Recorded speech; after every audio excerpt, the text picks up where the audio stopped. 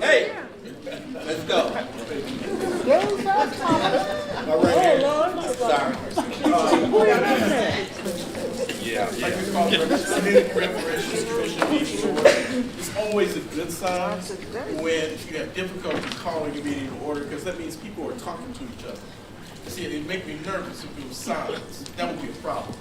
At this stage in the game, though, we are halfway through, and your conversation should be loaded and very fruitful with each other. We're hoping to provide an opportunity for you to be informal and conversing with each other over a day's setting and a possible retreat being set up. And so we'll keep you up informed on that, the date, place, and time.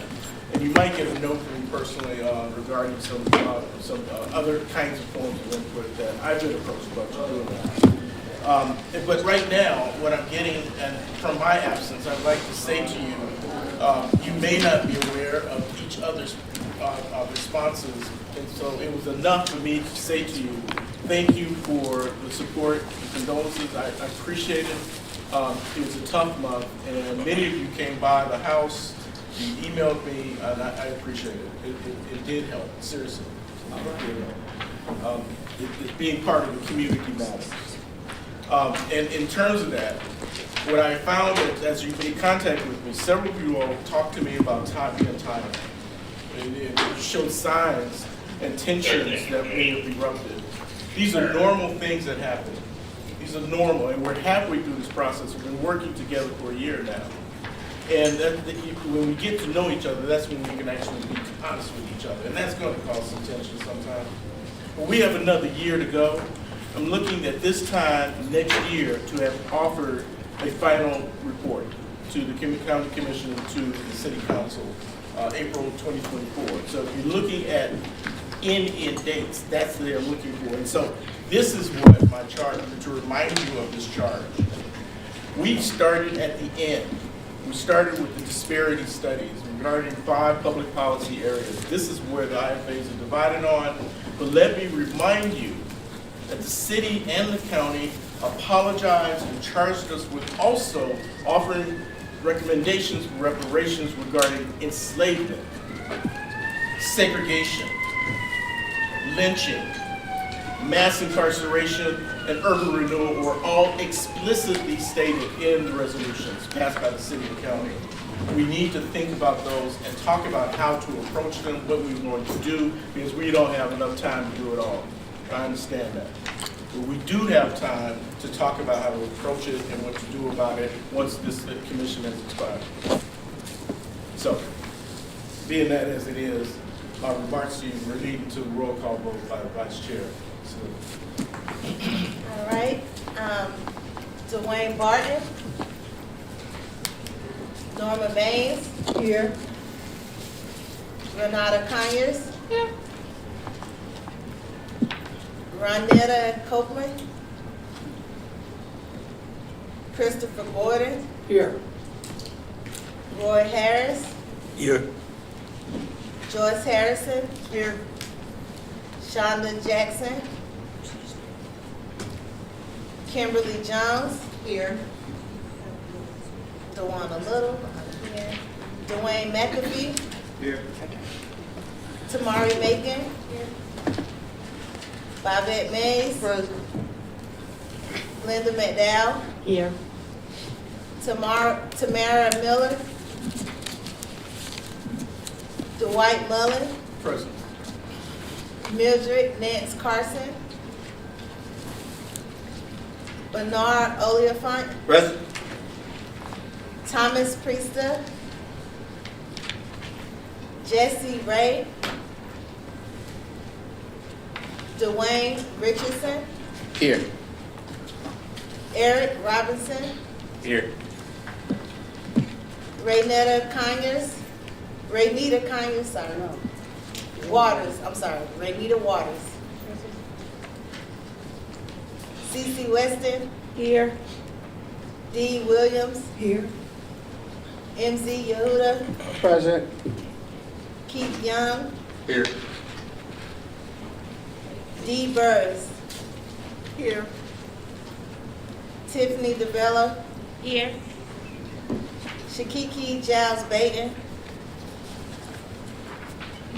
Osandu McPetters. Here. We have a quorum. Great, great. Should take some action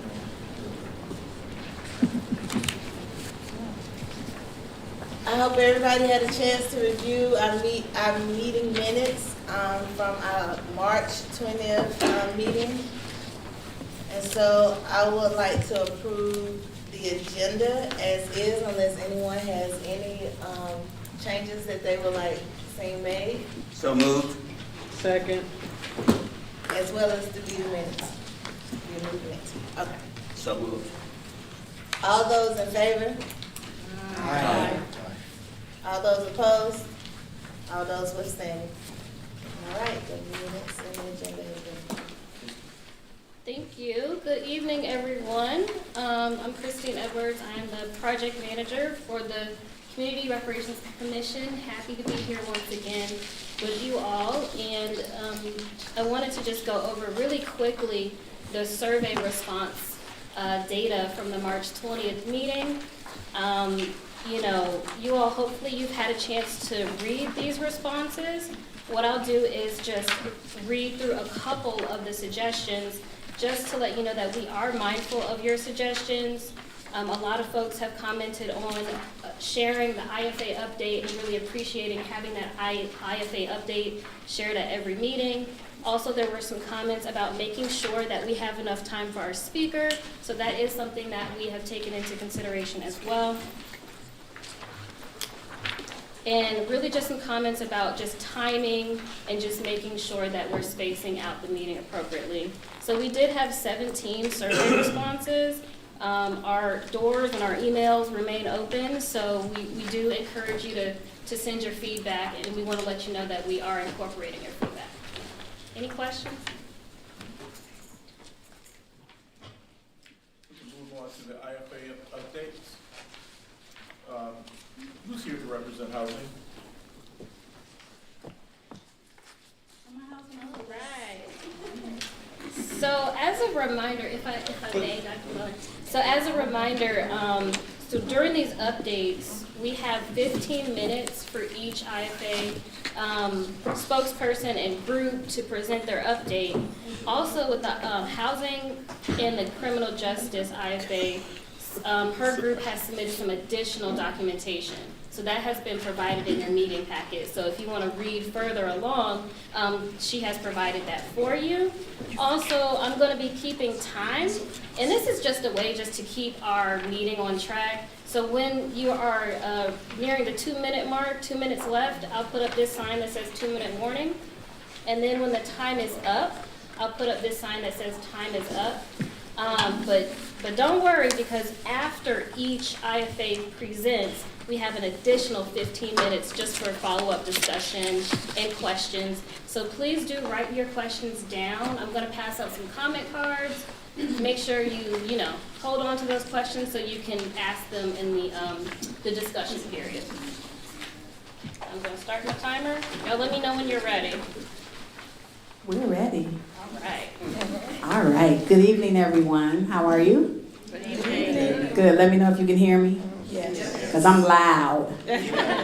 All right. So my name is Salamanaya Merritt, and I am the facilitator for the Housing IFA. I have up here this evening with me Babette Mays and Dwayne Richardson. If I could have the other IFA members who are present just to kind of raise your hand so people know who's in the room. I feel like I lost my mic. Did I lose my mic? You good? Okay. All right, great. So what I want to say, starting off, is the Housing IFA is really putting in the work. This is a dynamic group. They're passionate about what they're doing. They're passionate about the recommendations that we're working on, and I just want to applaud them for the great work that they're putting in. They are working hard.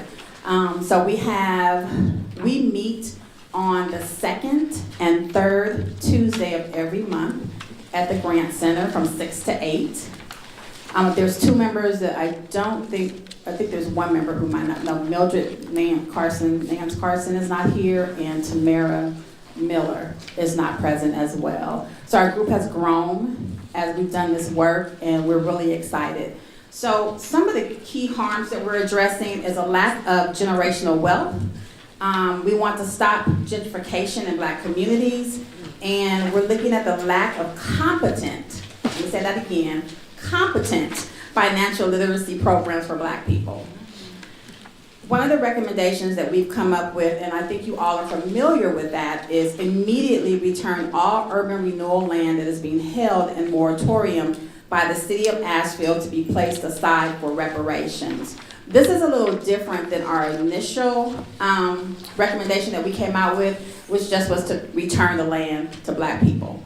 Now we're saying immediately return the land to Black folks. Our second recommendation that we're looking at is explore the acquisition of underutilized and vacant land so that it will be returned in lieu of urban renewal land that was taken from the Black community.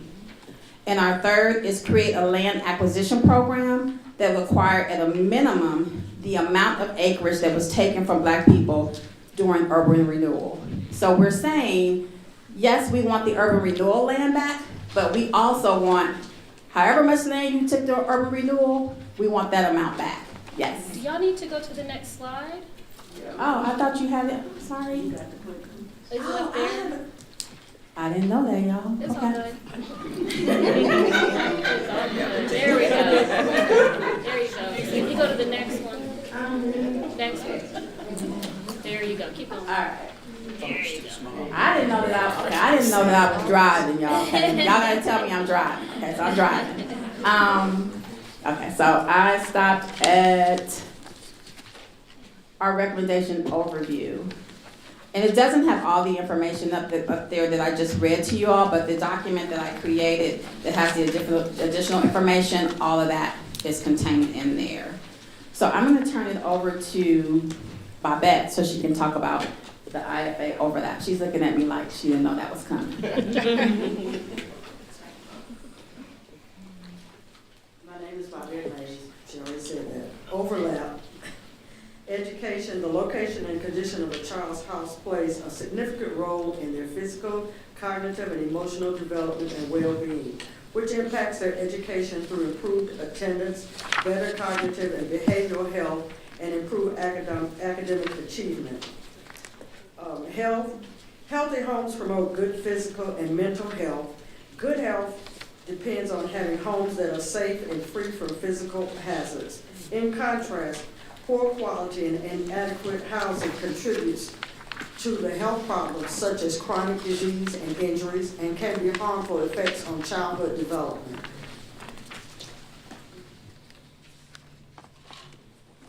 Criminal justice, which ensures people have the means to access long-term, stable, well-resourced housing, is an absolute necessity for all people. It is particularly important for Black people with criminal records and their families, given the barriers these records create. The neighborhoods that people return home to after prison are often the same neighborhoods that have been subject to general divestment over policing, and the trauma that results from a lack of public goods and service, including safe, affordable housing. Economic development.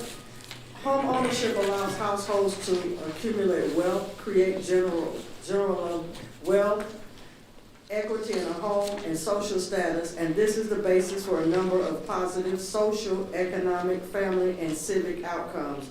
2/3 of all U.S. households who own their homes currently are enjoying these benefits. The community buy-in. Recent event with the RJC on April 15, 2023. Number 2, possible second event in August to share updates with the communities. And number 3, report outs being done at association meetings from IFA members.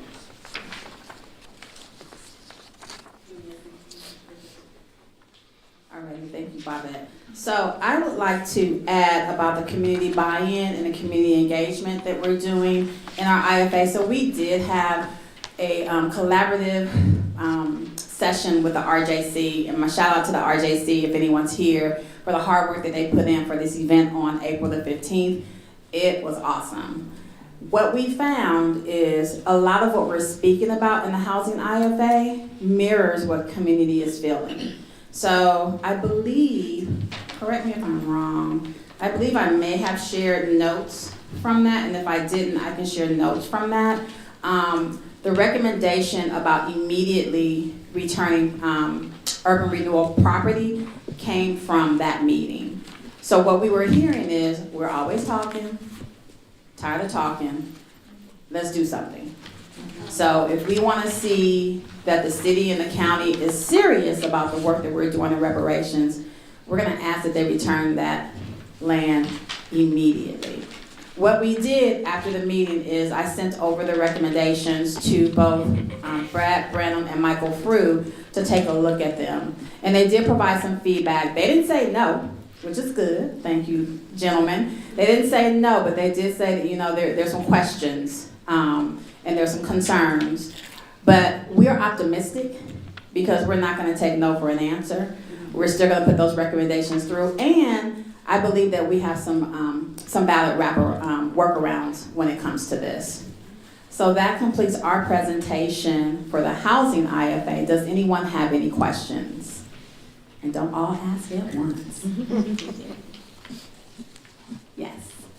I can appreciate that you mentioned that you're working with different neighborhoods, but being aware that many of the legacy communities in particular are working on their 2025 or 2035 plan, and always knowing what the right hand is doing and the left hand. Are you checking with that? Because many communities have their wording and what they want, and it would be, I think, a wise idea to check with all 5 legacy communities to get their input. Right, that's great. I know that Bobette, who are you? You're meeting with the Shiloh, right? Right, in Stumptown, and having conversations around that. We have not met with other legacy neighborhoods, but we will put that on our list to be able to get feedback from them as well. So thank you for that. Please know East End is waiting on you. All right, East End. Madam Speaker, Yes, Mr. as it was Oliphant. just reflected, for the record, would you please state who the 5 legacy communities are or where they are? Bobette, I'm gonna give you that, because I know Shiloh, I know East End, I know Stumptown, Burton Street. South side. Just- South side. and Southside. Sounds like 6 to me. Please note that you did not say North Side. And there was a legacy of nice people living in North Side. Okay, he says there's a lot of people living in North Side. Okay, Please. noted, thank you, Mr. Oliphant. Yes, Mr. Bishop. Maybe the chair can help us with this. We may need to go back and add North Side as Thank you one of the very legacy much. communities so that that can be no longer an oversight. And add it to the Hood Huggers tour. I apologize. Thank you very much.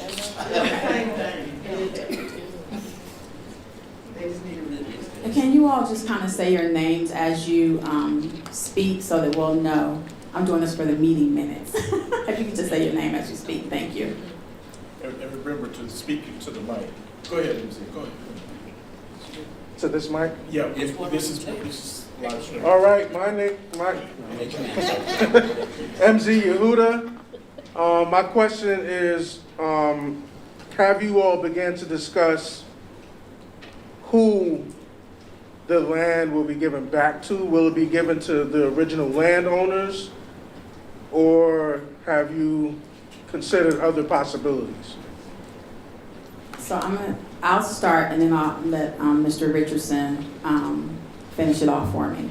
So we've had conversations. One of the questions that came about in the meeting or the community engagement meeting on April the 15th is, I'm not gonna say should, when the land is given back, who's going to hold that, right? Which is not conversations that we've been having, but we're starting to have those conversations now because we do want to figure that out. What we understand is the land that we're asking for right now is being held in moratorium with the city. And so we've asked the city, or we're going to ask the city, to place that land aside for reparations. Now, who's going to hold that? We've talked about maybe there's the creation of a nonprofit that does that. Maybe it's conversation with RSAA and seeing, if that's something that they can do. There was the Asheville Buncombe Community Land Trust, thank you, looking into that. But there was concerns about that because when you do that with ABCLT, they hold the land. So you don't own the land, you just own the property. So definitely having conversations, we're starting the conversations on that, and we'll be speaking on that in our next meetings. Thank you. You're welcome. Do we have time for that? 3 minutes left. Just very quickly. Yes. Was there discussion? What's your name? No, I'm sorry. This is Dwight Mullen. Was there discussion on the role of taxation, of property taxes? Yes, next month we will be discussing that.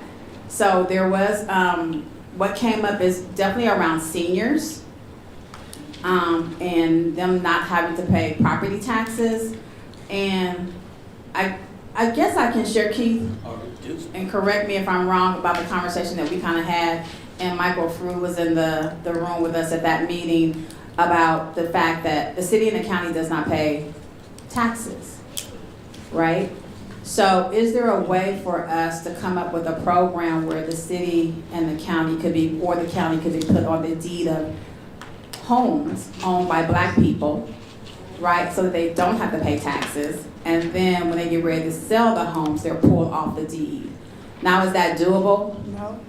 We don't know. And we may be told no, but you know, we're shooting for this, you know, we're shooting for the moon, right?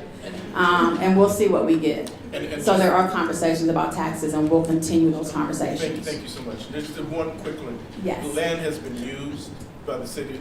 Buildings have been put on land that was, has there been discussion about repurposing those buildings or as part of the give back? Yes, so one of the things that we talked about is underutilized land. So one question came up during that meeting was Biltmore, I guess Forest, right, Biltmore Forest, and taking that land back for Shiloh. Okay, we're getting close. And they're a township, so that's not something that can be taken back from our understanding, right? But we're looking at underutilized land. If there's any property that's currently underutilized by the city or the county, and seeing if we can get that land back. And also, again, land that's not urban renewal land, because we want the amount of acreage that was taken, that amount to be given back, and in interest if possible. So, you're welcome. Yes, Keith. I was just gonna add to what you just said, an example of underutilized land may be like all the city works departments on South Charlotte Street. That might be a consideration of underutilized land. Tiffany Debelow here. I don't know if this came up and I may have missed it, but when we're also looking at nonprofits who could foresee the land, did the conversation come up about utilizing the legacy neighborhoods? And are they a nonprofit, a certified nonprofit? No, we have not. That has not come up as of yet, but that is noted. Okay, thank you. It's very good. Quickly, it has come to the attention of everyone, I'm sure you all are aware, that a lot of the land that was taken by urban renewal and that remains unused is small plats that are less than half acre, in some cases less than a quarter acre. Even though they are small in nature, I think that each of the 5 focus groups could make use of those small plats. If, for example, the Wellness IFA wanted to do some sort of wellness center on one that was a small building, and the same could be true for each of the groups relative to their focus. So since we're out of time, I'll leave it. Thank you. Thank you.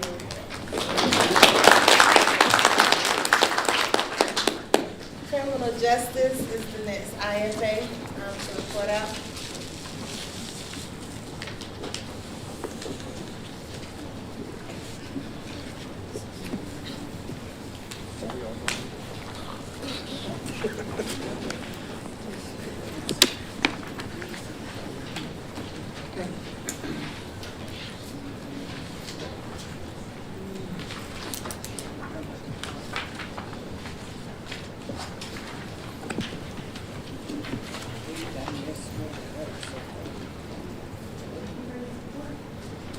Okay, you guys are stuck with me yet again. Again, my name is Salama Naya Merritt, and I am the Criminal Justice IFA Facilitator as well.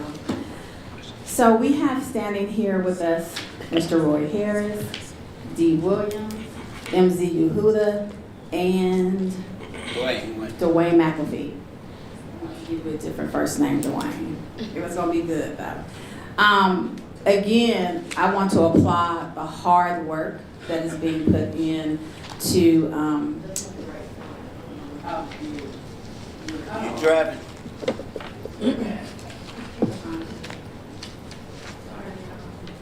okay, somebody else needs to be driving this. Multitasking is not. I got you.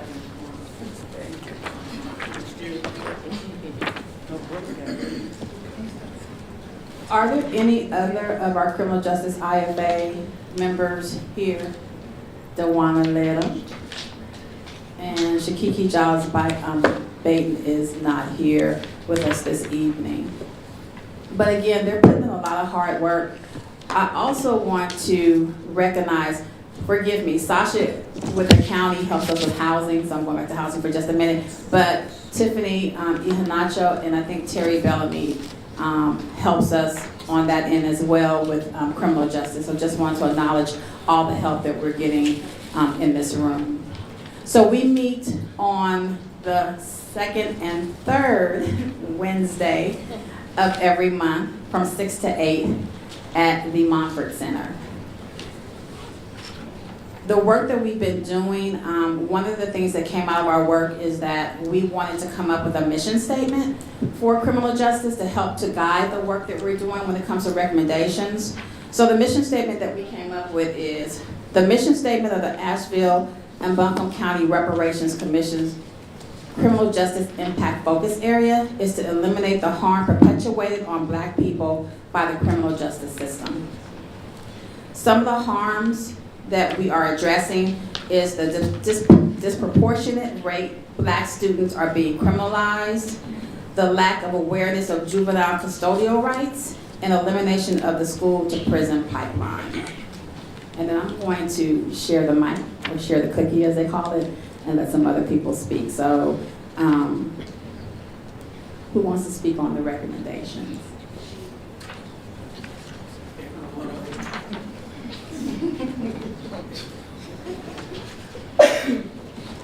Good evening, everyone. Thank you for the opportunity. The first recommendation, and they are 1 through 3, create and implement culturally competent Black restorative. I think justice is supposed to be inserted into there for students prior to them being involved with the justice system and while they are involved with the justice system. 2, eliminate the usage of discretionary authority by school resource officers in the charging of students for low-level offenses and misdemeanor offenses. Number 3, require the mandatory practice of requiring parents or guardians to be notified and present prior to any police officer having custodial interviews with minors in school or in the community. What do you want to do? Is it over there?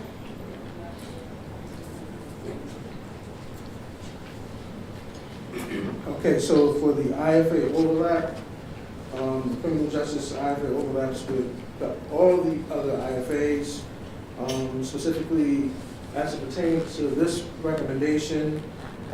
There are clear overlaps with education. We have had several conversations about the school to prison pipeline, and the education IFA is working on something pertaining to the school to prison pipeline as well.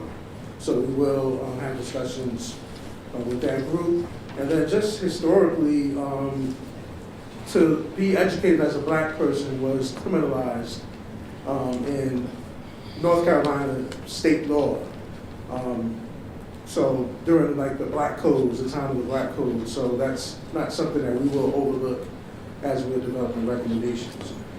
Economic development, we recognize that when a person is not economically stable, it affects all aspects of their lives. Unfortunately, at times, leading them to behaviors that can cause them to become involved in the criminal justice system, and not always by choice, and most likely not by choice. Additionally, this blemish on their record causes a domino effect that affects other areas of their lives, such as housing, employment, education, etc. Housing, as mentioned in the previous bullet, having been involved in the criminal justice system directly affects the housing choices for those with records. Health and wellness, we haven't had much conversation on the effects on an individual's health and wellness regarding the criminal justice system, but we have talked about mental health. We've talked about reentry programs and the need for medical wellness and medical health support. We are aware that mental health, anxiety, and post-traumatic stress disorder are some of the items that rise to the top regarding the effects of incarceration or involvement in the criminal justice system.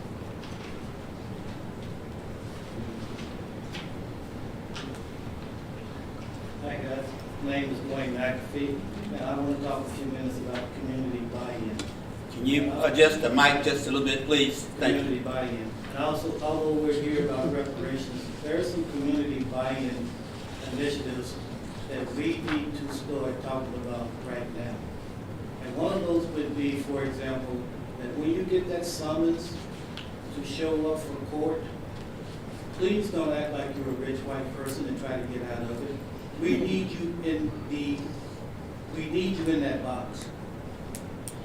All it takes is one juror to be able to stop someone from being unlawfully prosecuted, criminalized, sent to prison. But we have a habit of not showing up for jury duty. I would encourage all of us, whenever possible, please show up for jury duty.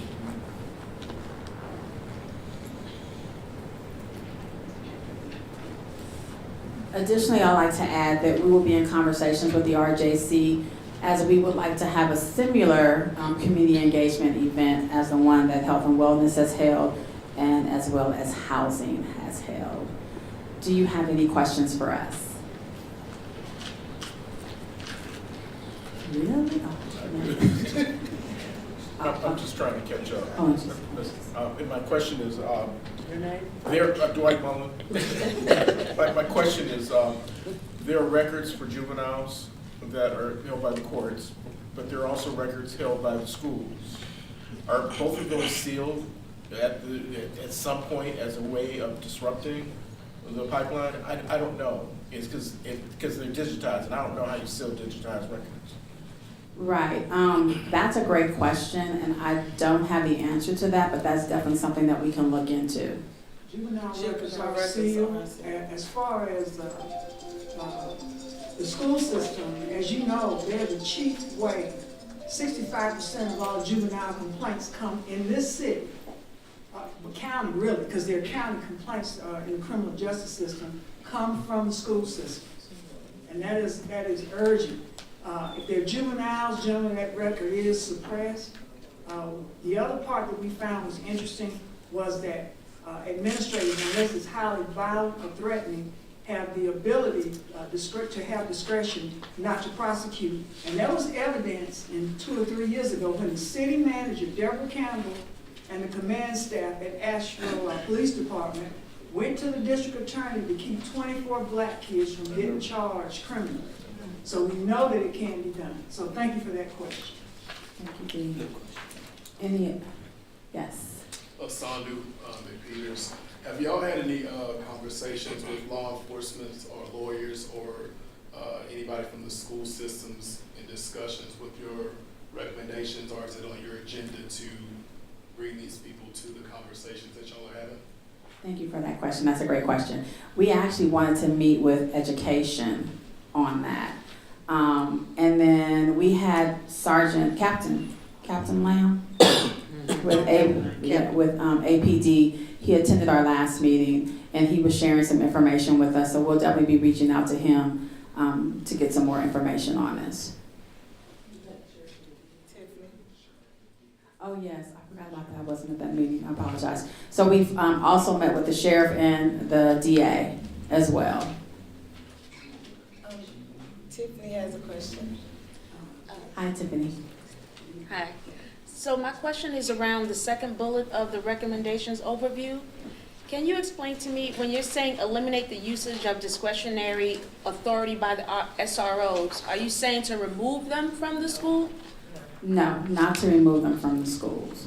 So, I'm gonna allow Dee to talk more on that. Oh, Keith, did you want to add?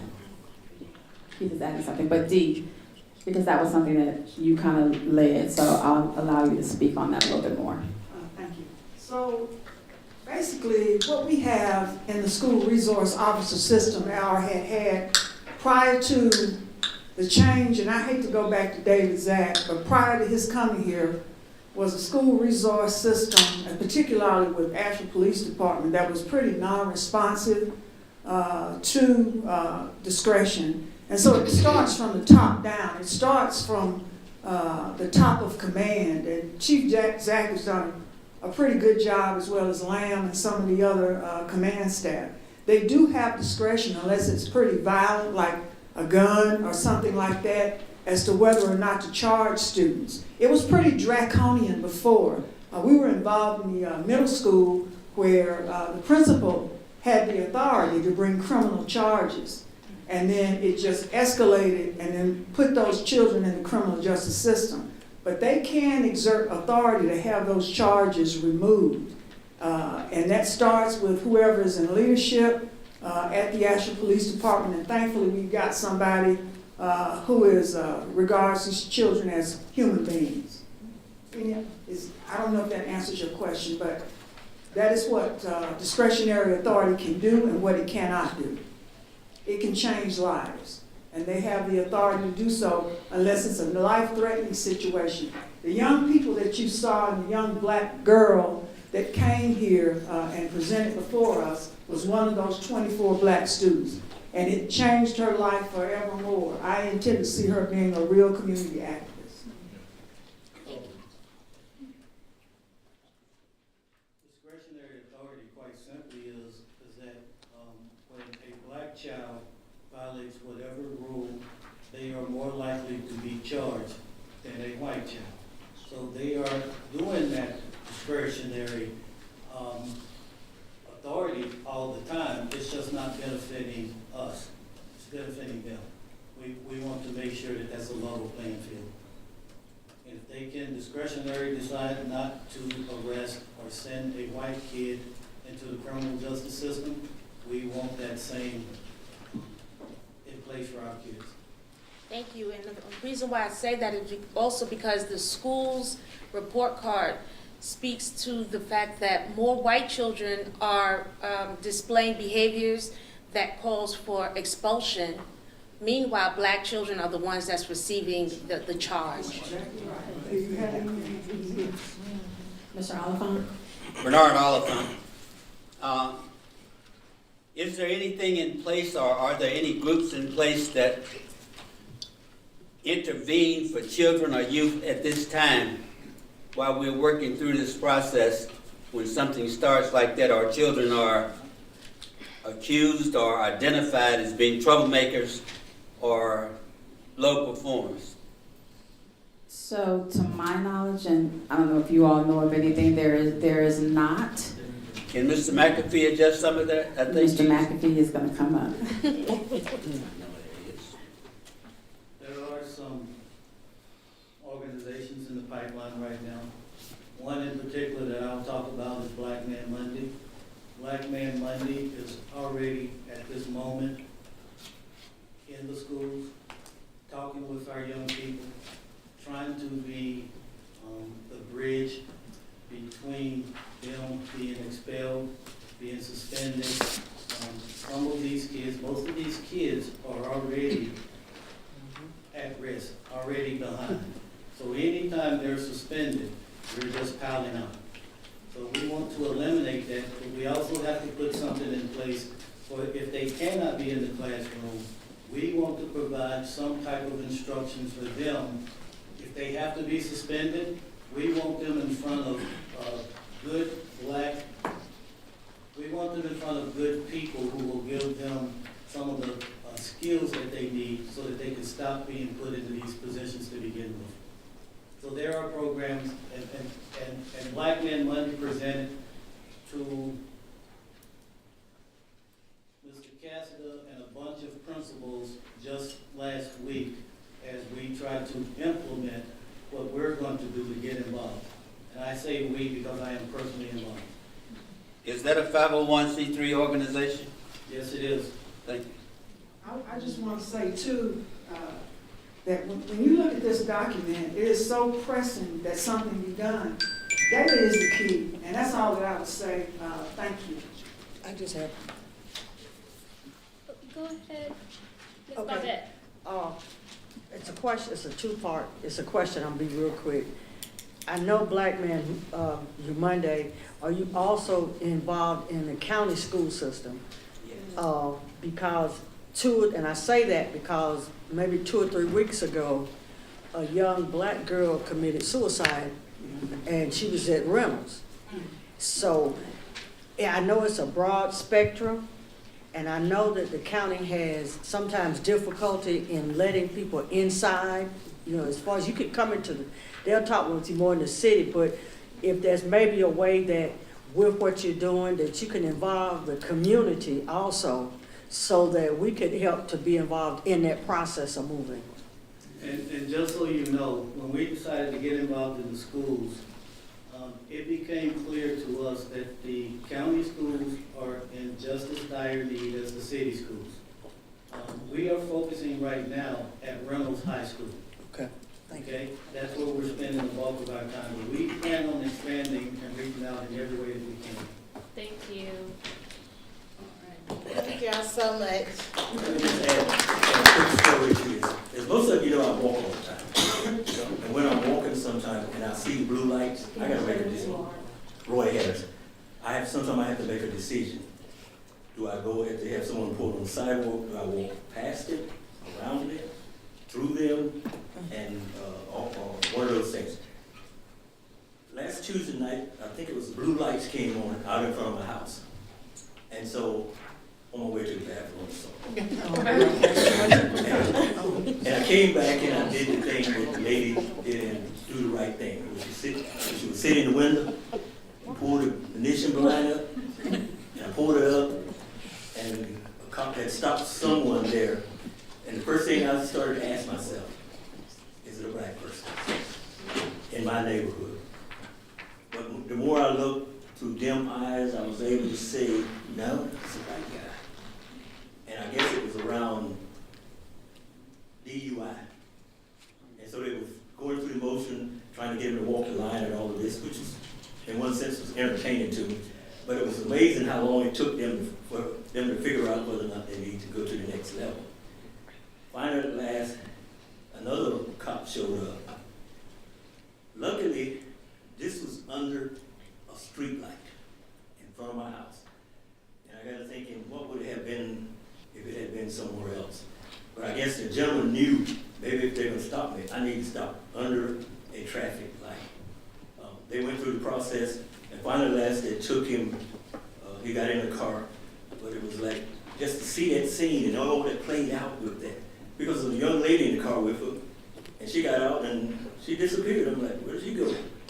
But I want to go back to the point is, sometimes I have to make that decision, whether to go around them, go past them, or maybe turn around and go back.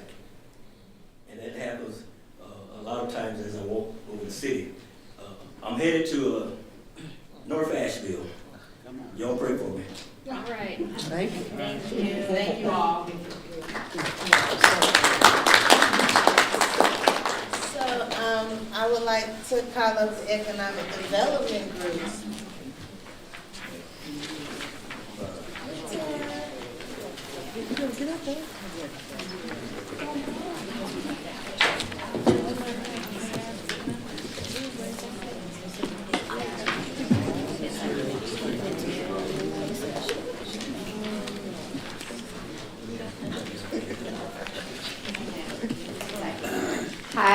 Hi everyone, I'm Tara Brown. I support the Economic Development IFA. This evening we're going to have Mr. Richardson talk about just one of our recommendations, unless you, just one, okay, which is a big one, which is around the ongoing fund for reparations. I know a lot of commissioners are interested in what this might look like.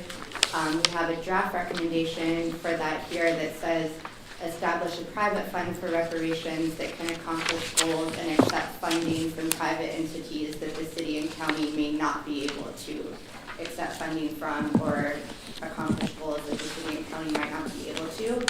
I do want to share briefly that we have 24 draft recommendations in a lot of different categories, so small business development, workforce development, wage and compensation, larger economic development projects, asset building like financial coaching, direct payments to people to help alleviate poverty, things like that, and accountability. So what is the ongoing process going to look like for ensuring, intended impact and oversight of this process? So I have copies of our draft recommendations. We're very much open to feedback. I appreciate everyone that's contributed to these. So Mr. Barton, you've heard from already, who has a recommendation around small business incubators in historically Black neighborhoods.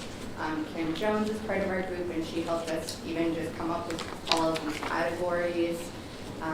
Who else do we have? Dee Williams has given a lot around how the city and county contract with Black businesses and making Black businesses ready for that type of investment. Trying to look around. Anyway, so we have a lot of people who contributed. Mr. Oliphant, I appreciate you. So I have copies of this, happy to send it out, and we're going to continue working on them as we meet the first Thursday of every month. And I'll hand it over to Mr. Richardson to talk about our big one. So thanks.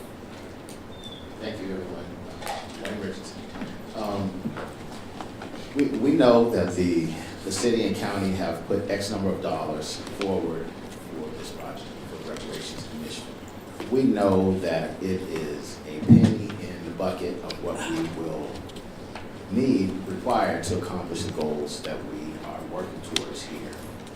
It's going to be imperative that we come up with an alternative way to bring in funding, to create funds for this project. To that end, and before I even start this, let me say that there's a million reasons why we can't do this. There's a million reasons why it's not legitimate. There's a million reasons why we may have difficulty accomplishing it. All of that aside, we have to figure out a way to work it out and create an entity. 501c3 is what I had in mind, that has a tax exemption that can serve as a fundraising body, also a body that can receive funds and that can work in conjunction with the commission going forward. Now, finding that individual, that group, whoever that may be, could be difficult. Maybe it's a group that already exists. Maybe it's a group that we create within this group ourselves. We don't know yet. But what we're trying to do is explore the idea of creating that entity that can serve as a fundraising wing and that can receive the funding. Now, obviously, we'll have to have the appropriate fiduciary terms. I think that one of the things that we should consider if we do this is Brad can speak to the legalities of this, and I've been fortunate to talk with him a little bit about it. I wouldn't dare quote an attorney, that's dangerous territory, but there are possibilities and things that we could potentially achieve, and so I think that we have to continue to have the discussion. Having said that, imagine, if you will, a scenario where, and I'm making up something here on the fly, imagine a situation where the Reparations Commission of Asheville has 501c3 status and is tax exempt. In the state of North Carolina, we have 2 professional sports franchises, the Carolina Hornets, I think it is, and the Carolina Panthers. And so imagine, if you will, that the Reparations Commission 501c3 was tax exempt, and those in the National Football League, 60% and higher of most rosters are young Black men. Even higher numbers in the National Basketball Association. imagine, if you will, the 45-man roster of the Carolina Panthers. So let's say for just numbers, that 25 of those individuals are young black men. And of the 15-man roster for the NBA team, that 10 of those are black. So collectively, we have 35 individuals, all of which are multimillionaires, who have to pay taxes on an annual basis. If we were a 501c3 that was in position to receive those funds and to give them a tax credit for it, they could work together with us to make their tax dollars go to a greater use. One of the things that the white community is very, very good at is wealthy people create nonprofits and they pay their taxes in a way that benefits their community. And we can blame them. That's what we need to try and accomplish. And so, having said that, if we could lend our minds to collectively, each IFA, lend our minds towards creating that entity. We don't know what it would look like yet, haven't had those discussions, but economic development affects every area. Crime, criminal justice affects every area, etc. And so we have to have connection between the IFAs, and we have to start to generate a plan that will put us in control of the generation of funds and also the distribution of those as we go forward. So if someone would like to add some suggestions before I stop talking, but that is what I'm primarily focused on. I know that Dee is sensitive to some of the challenges that come with trying to create an entity of this sort. She may want to speak to those things, but there are many opportunities that can be created, some of which are feasible, some are not, but again, we will need to explore them, hammer it out, keep going until we figure out how we can get it done. Thank you, Mr. Richardson. I'll be very brief. Thank you for the opportunity. As with any Elisa Monero institution, which is 501c3, you have a capacity to be a full community development corporation, which has its own board of directors, authorized under the rules of the IRS under section 501c3.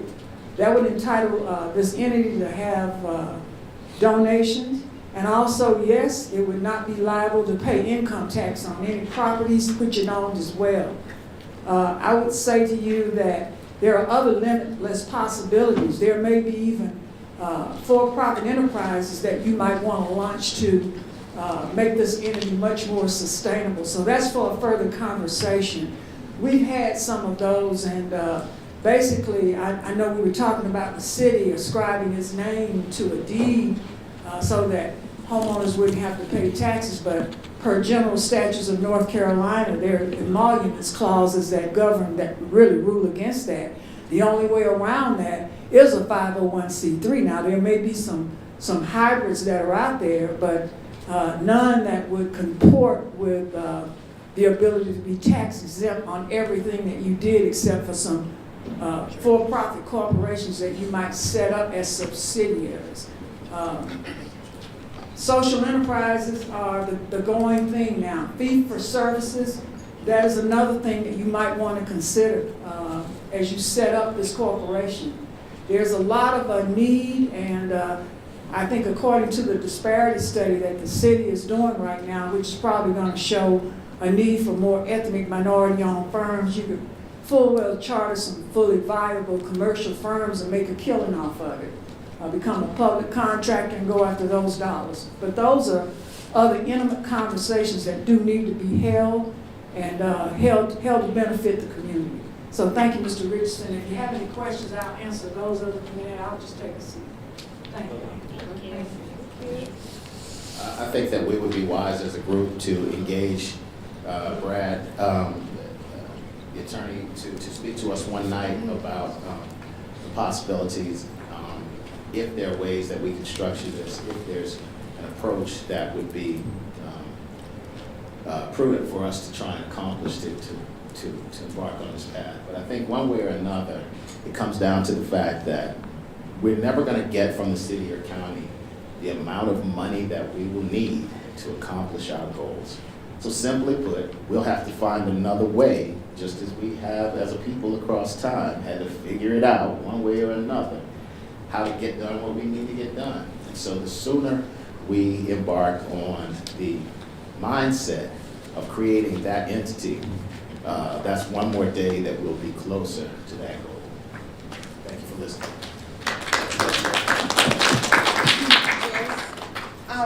Have y'all had any conversations with the minority development groups across the state, or the minority credit unions across the state? We have not advanced that far yet.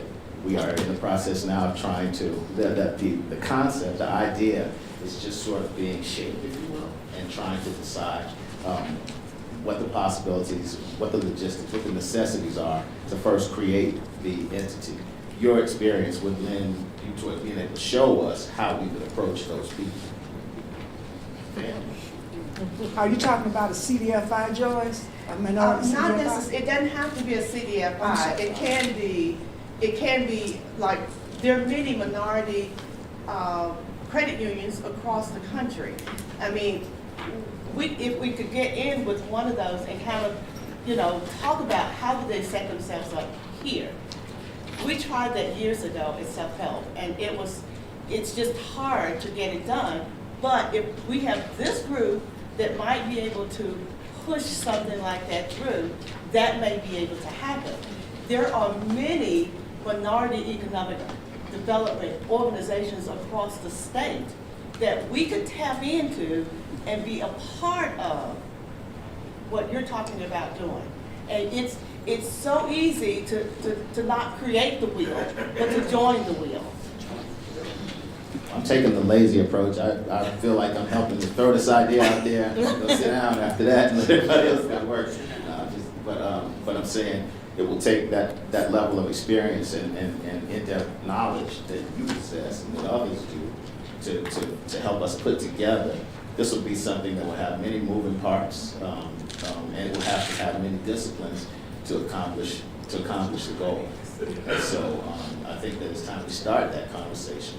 And maybe the group would want to consider creating a new IFA. I don't know exactly how to phrase this, but a new group that would be intended to have a representative from all of the IFAs, from leadership, from RJC, RSAA, and come together to talk about, and legal, because we're not going to get anywhere until they sign off on it.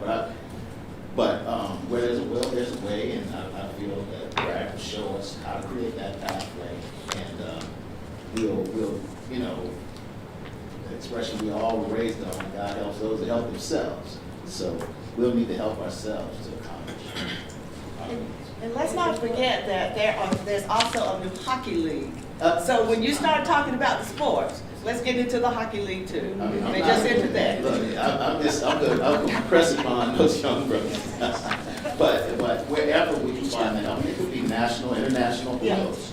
But if we have the entity first that can receive the funding, that's legal to do that, and has leadership in place to manage it, legals to make sure that it's done properly. Scott? Tiffany has a question, and then Christine has a comment. So thank you for the presentation. So two things that I'm thinking about. One is direct impact and small wins. And looking at your recommendations overview, it seems it's really broad.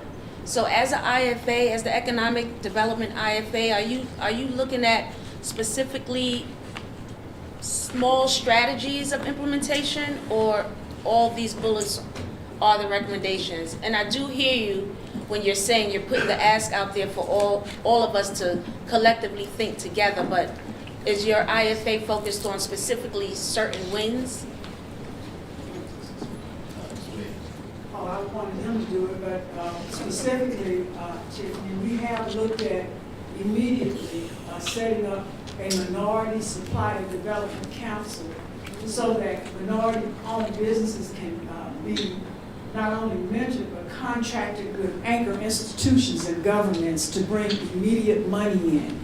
That is something, we're the only region in North Carolina, South Carolina, or Virginia that does not have a minority supply development council. It is crazy for us, and there is a component in Charlotte that has been up here that wants to come back to set one up, so that's immediate part of it. Thank you.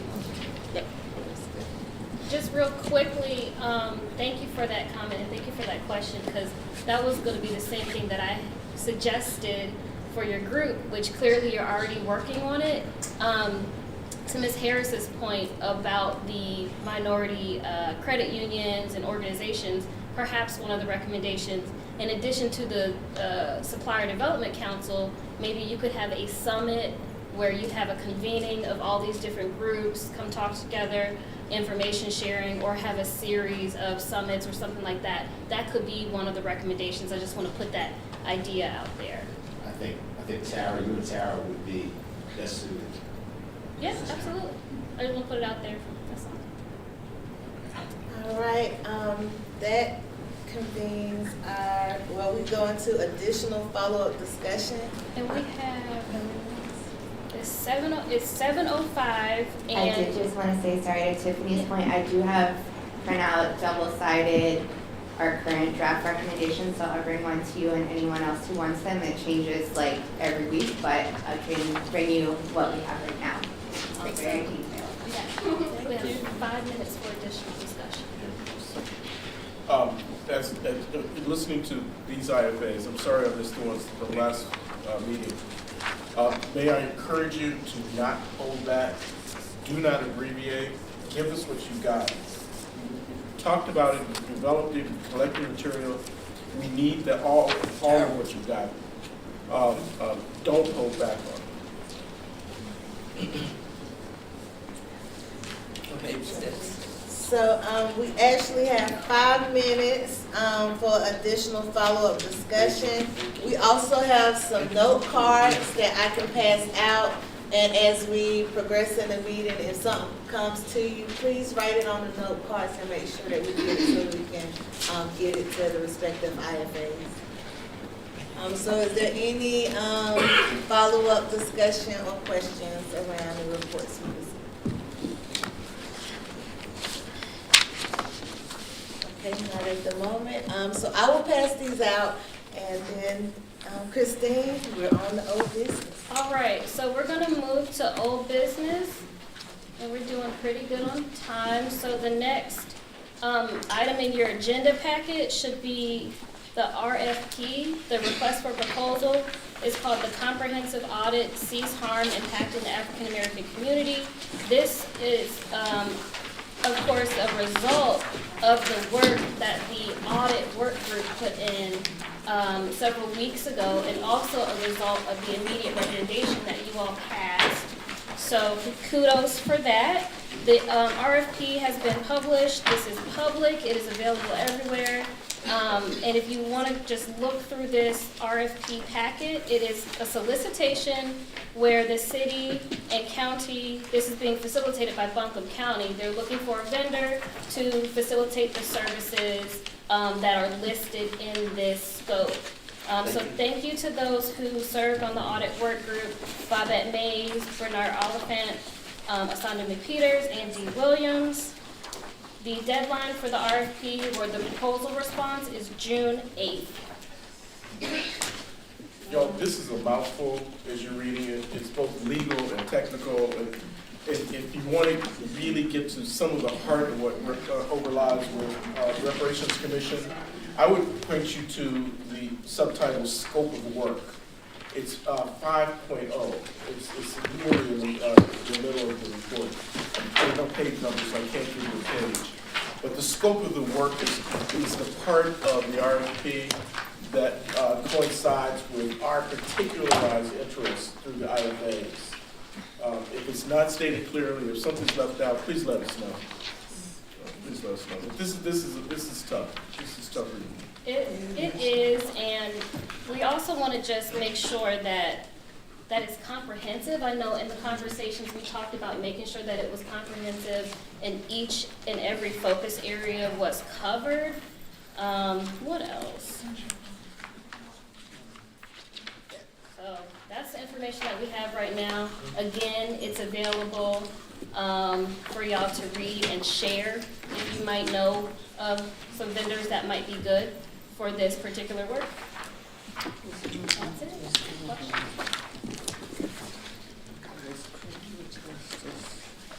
Just a side side note, I'm gonna actually hand this out to our people that's here and for community input as well, since y'all got to hear the report out, and it would be nice if y'all had questions or comments or anything that y'all could introduce to the activists that we have. Any questions about that RFP that I can take back? You look like you have a question, Emily. No? Okay.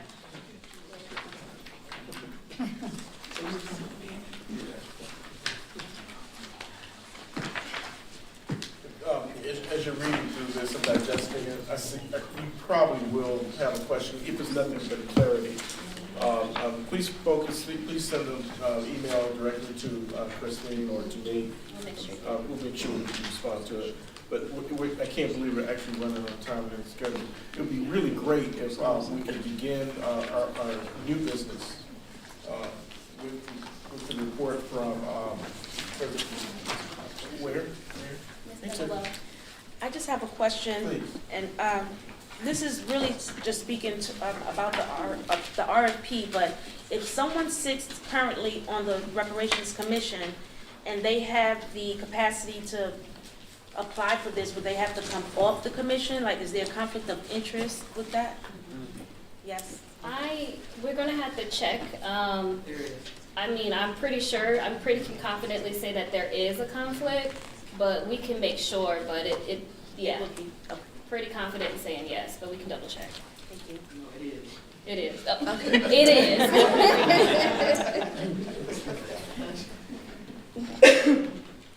Mr. Ray, we have a question here. Where? Oh, Mr. Ray. Reading the scope of the work, I get the impression that the auditor will be examining various documents, policies, etc. of various organizations.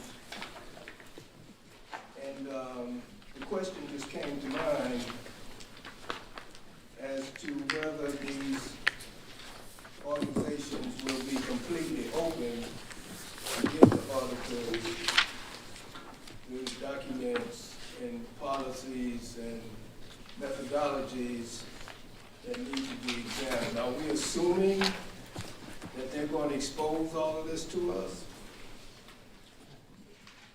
It is logical that these organizations are sub-recipients of both the city and county government, and as such, they should have reported for the funding that they got and the programs that were supported by both, which use taxpayer money, that any reports that they turn in are public information. I would venture to say that they are required to have reports. If they're not, and on a regular basis, if they don't have regular reports, then that is substantial non-compliance with probably what quality and also the requirements of whatever funding comes down, whether it's CDBG or taxpayer funds. I'm pretty sure that the city does get regular reports from its sub-recipients and awardees. So we're assuming that. If there are not, then that means that there is a material weakness. And so we will know that as well. I don't know if that answers your question, but that is within the realm of asking a public entity to be accountable for taxpayer money and any of its sub-recipients, whether they are 501c3s or community-based organizations. They are likewise held accountable and should have the same transparency. That's it. Thank you. The effect, if you look at further on in the report, Appendix A lists the agencies and offices of the city and county that are subject for review.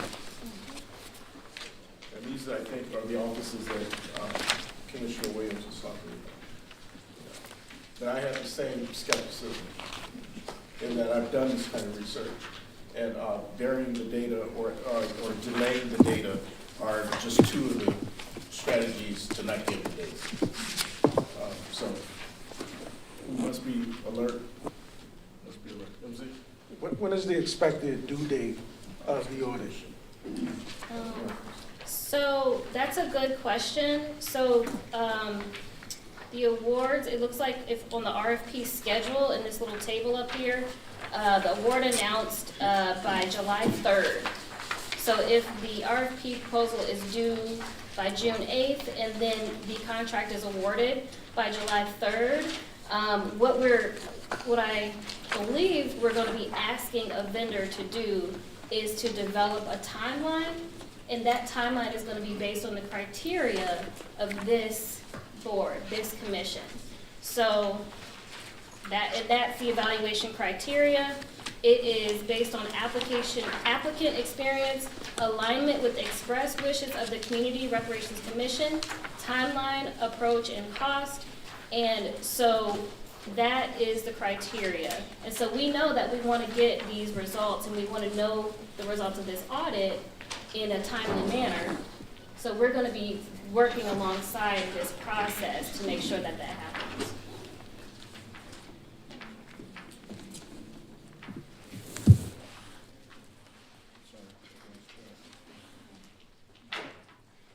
We're a little bit past our time for whole business to begin with a presentation from Tiffany. I love you where is your title? She's the director of Buncombe County Justice Services. Are we ready? Can we get going? Great. Evening, everyone. Can you hear me okay? All right, I'll wait for the slides to pop up, but you do have a slide deck in your packet. There's a minor correction. You will have an updated version as an attachment to the websites. I am not going on 51 slides. All right. I just wanted to make sure you guys had some information about the criminal justice system because it is deep, it is wide, it impacts folks in our community, and it's very complex and nuanced. So I'll just start, I'll introduce myself. Some of you may know me already, but for others, just some basics about the criminal justice system, overview directly about the services that we provide in Buncombe County, and then I'll introduce some local data followed by any questions that you all may have. And I didn't bring my watch, so I think I got you. We got a watch. All right. And I think we're going to do... Hopefully I will get done sooner rather than later. And many of, one of the partners with the Criminal Justice IFA, we've been talking a lot about this data and this information. Just a little bit about myself. I'm the director for the Justice Services Department, a newly created department where the county wanted to strategically put all of the like-minded services that we provide in one entity to create an overall mission, finance public safety, and work with those both directly and indirectly involved in the criminal justice system. I also have a background as a licensed clinician. I do a lot of work working in behavioral health and substance abuse. Personally, I was born and raised in New York. Many of you know, I have deep roots in Asheville. I'm a member of Asheville Alumni Chapter Delta Sigma Theta, and I work as a lot around public service, and especially focused in Black community, and also a founding board member of Asheville Teacher Academy, where our chair also served on the board as well, as the chair of the commission. All right, so criminal justice, I am no expert in criminal justice. However, I've worked a lot with partners and trying to understand the complexities in which folks who have become involved in have to learn to navigate. So me as a person that is, I'll use the word criminal justice adjacent, trying to navigate, but I can only imagine those who've been directly impacted, the stress and the issues that you all have been talking about in your respective IFAs. I do have some links available that I would just implore you to look at. Criminal Justice 101 is a video that we published probably pre-COVID.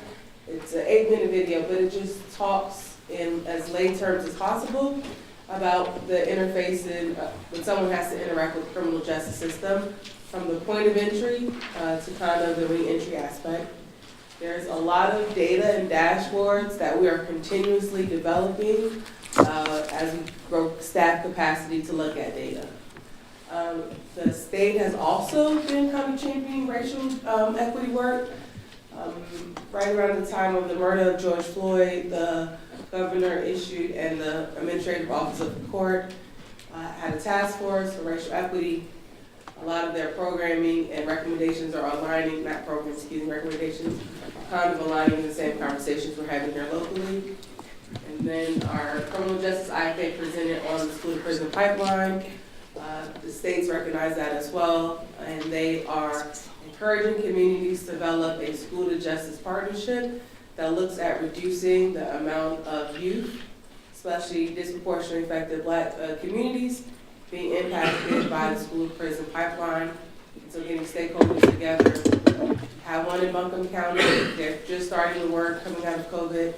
They're looking at some of the same recommendations that you guys are talking about, not criminalizing our youth, and what are other graduated responses or other diversionary efforts that can be done to support youth development. So these are all links. I won't go through these slides as much, but I think it's important to note that, especially as we're doing this work and making recommendations, and we've been talking a lot in IFA, like what the county, city, local municipalities have control over, and what part of criminal justice is a function of the state, and what would be some things that require like a legislative agenda to help get things in order in an effort to reduce disparities.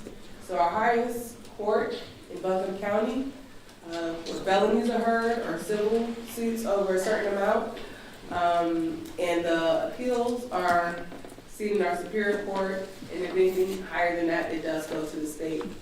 The administrative office of the courts is the governing body for the courts, but many here locally are elected officials. A lot of times, the criminal justice or the justice-related ballots are kind of sparse, and a lot of people focus on other municipality elections. But these are elected officials. Our district court judges are elected as well, and they do misdemeanors and civil cases. There's 2 rotations. The magistrates, so just real quick, the judges kind of hear cases and set bonds, right, and do sentencing.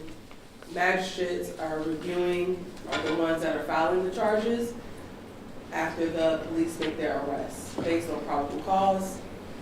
And then the DA's responsibility is prosecuting the cases. So cases have to be charged, they have to be arrested and charged for the DA's office to take kind of jurisdiction. And they're the ones responsible for taking the case to trial or disposing of it before trial, deciding what to do before trial. The clerk of court is the record-keeping body of the courts. And I will say, and working with them for years, our court system is very much still paper and pens. So when we ask about data, it's not a repository of data. Our state system still uses the green DOS system, so it's very, very hard to get data. It's just not a way to accurately analyze data. We have some abilities, and then some of the data we have to request to the state, and we've been working on doing our own public records requests for some of the data that has been identified in the criminal justice IFA. There's kind of representation for those who've been charged. The IDS, public defender is known, and then the local private defense bar. We talked a lot about juvenile justice and the school to prison pipeline. Once a law enforcement officer finds cause, they don't charge a youth, it's another word, and it's escaping me right now, and they get referred to juvenile justice. North Carolina was the last state to raise the age. We were arresting and charging 16 and 17-year-olds until 2019, 2020. The state also provides us funding locally to fund community programs. We invest about $600,000 in programming. So if someone's referred to juvenile justice, they do a lot of trying to divert the youth from involvement, and they will refer when appropriate to these programs like Teen Court, our Structured Day program, and community service and restitution programs. I will say our JCPC has become more diverse, and they're asking questions about race and demographics in the program. Their last allocation cycle, they were asking the programs, who are you serving based on age and demographic, racial demographic. Then again, the prisons and criminal and the probation and parole are state agencies. When it comes to local municipalities, there are several law enforcement agencies.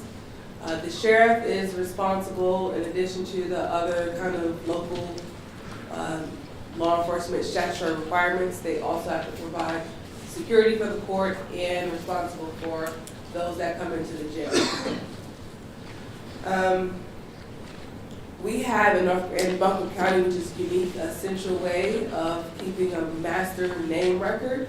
The state system, the court system, and the county systems do not talk.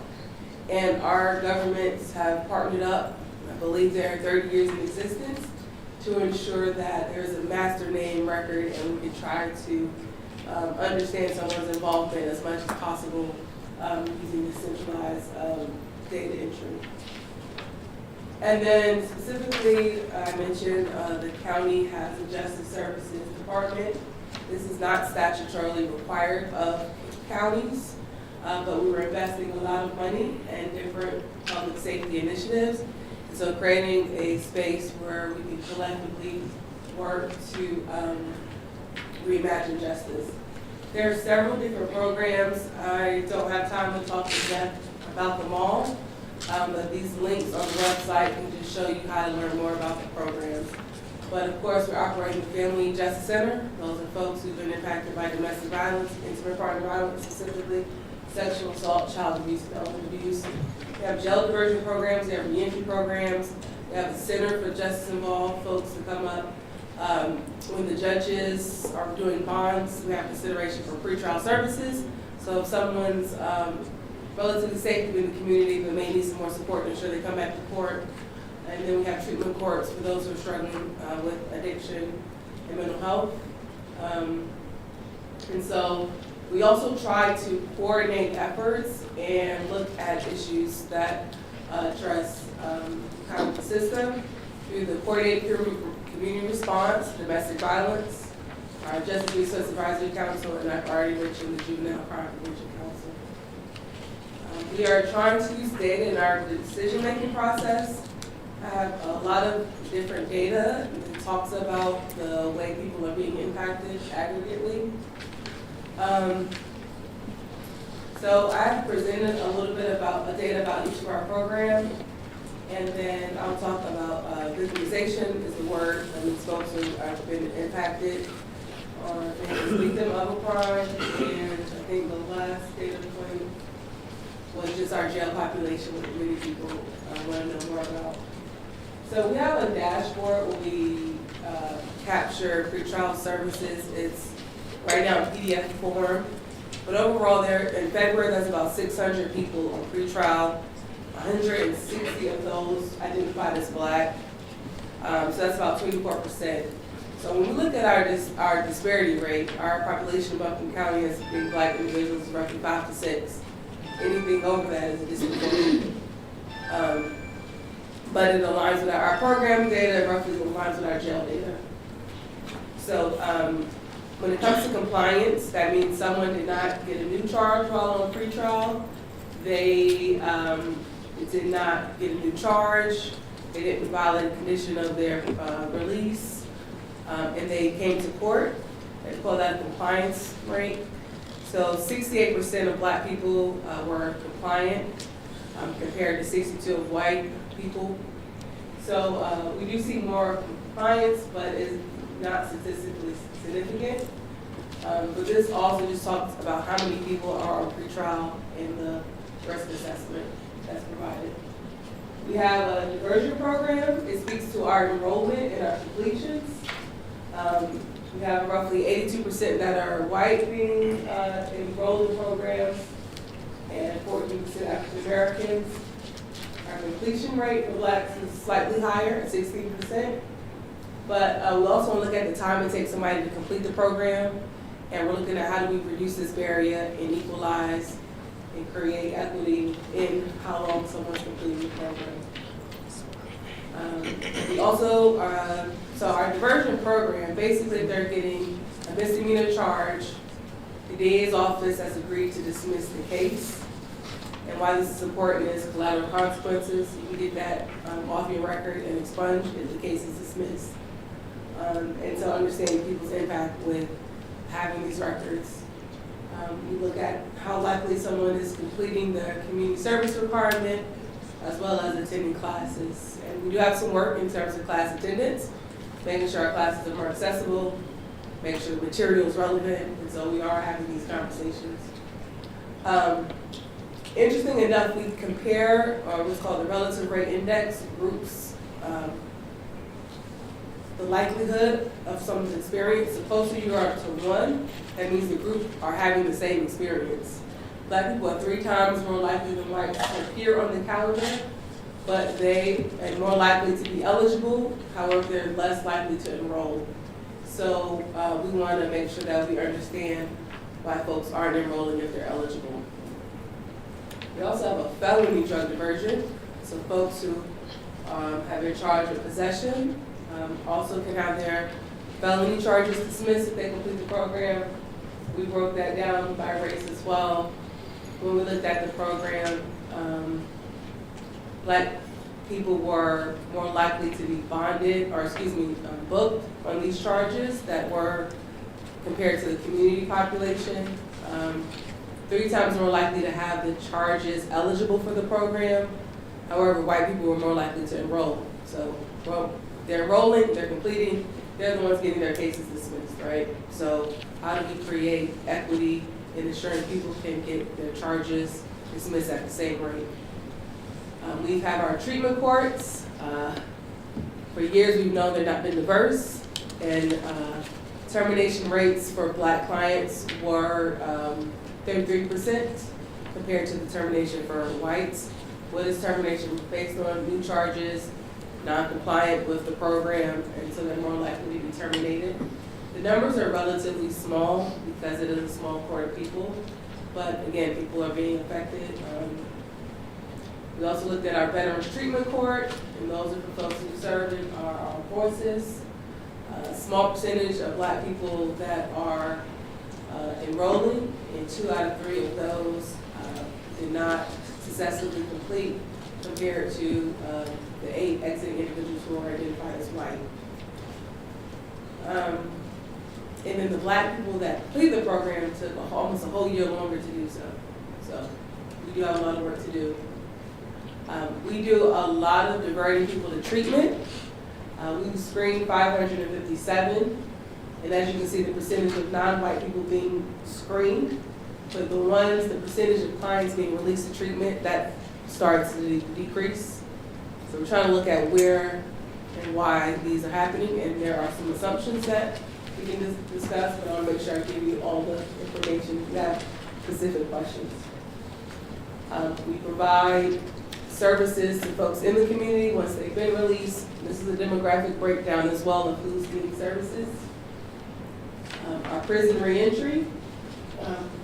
Again, this kind of matches our jail population, and so that's what we're seeing, the similar representation, but also by race, the interventions that are happening, so white people are more likely to get their housing paid for.